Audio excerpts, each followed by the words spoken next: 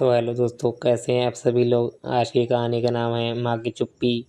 गांव के किनारे एक छोटा सा कच्चा घर था। न उस घर की दीवारों पर रंग था, न ही उस घर में हंसी की आवाज़। उस घर में रहती थी आमीना, एक माँ जिसकी पूरी दुनिया बस उसके बेटे में सिमटी हुई थी।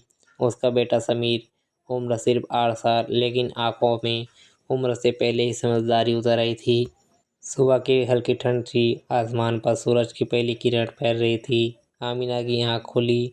उसने उठने से पहले ही नज़र घर के कोने में रखी खाली मटकी पर डाली। उसके होंठ हिले, लेकिन आवाज़ बाहर नहीं आई।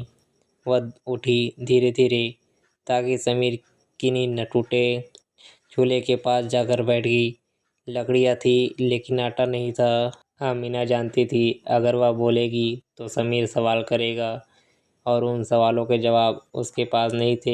इसलिए वह चुप रहती थी, बहुत चुप। समीर जाग चुका था, वह सब देख रहा था। माँ की पीठ झुकी हुई, चूल्हा ठंडा और घर में पसरी खामोशी। वह धीरे से माँ के पास आया और बोला, अम्मी, आज भूख नहीं लगी। आमीना ने उसकी तरफ देखा, उसकी आंखें भर आई। उसने मुस्कुराने की कोशिश की और बोली, अच्छा, फिर स्कूल से आकर खा लेना। लेकिन समीर समझ गया था, वह जानता था कि माँ झूठ बोल रही है। आमीना ने थोड़ा सा पानी उबाला, एक पुराना कप निकाला। चाय नहीं थी, चीनी नहीं थी, फिर भी उसने कप में सिर्फ गर्म पानी डाला और उसे समीर के सामने रख दिया।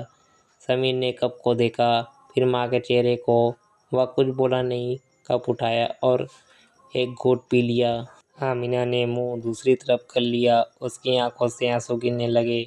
वह चाहती थी उसका बेटा कम से कम एक दिन पेट भर खा सके, लेकिन उसकी मजबूरी उसकी ममता से बड़ी होती जा रही थी।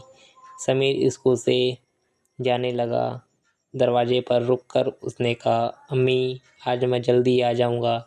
आमीना ने सिर हिलाया, कुछ बोली नहीं, लेकिन उसके दिल ने खुद से एक वादा किया, मैं भूखी रह लूँगी, पर अपने बच्चे को कभी रोने नहीं दूंगी। इस घर में उस दिन भी चूल्हा ठंडा रहा, लेकिन माँ की चुप्पी और बेटी की समझ बहुत कुछ कह गई। क्या समीर कभी समझ पाएगा कि उसकी माँ क्या छुपा रही है, और कब टूटेगी ये माँ की चुप्पी। जानने के लिए देखिए माँ की चुप्पी भाग 2। अगर ये कहानी आपके दिल को छू गई हो तो वीडियो को लाइक कीजिए और चैनल को सब्सक्राइब ज़रूर कीजिए। ऐसे ही दिल से जुड़ी सच्ची और भावनात्मक कहानियों के लिए किस्सा ज़िंदगी को सब्सक्राइब ज़रूर कीजिए।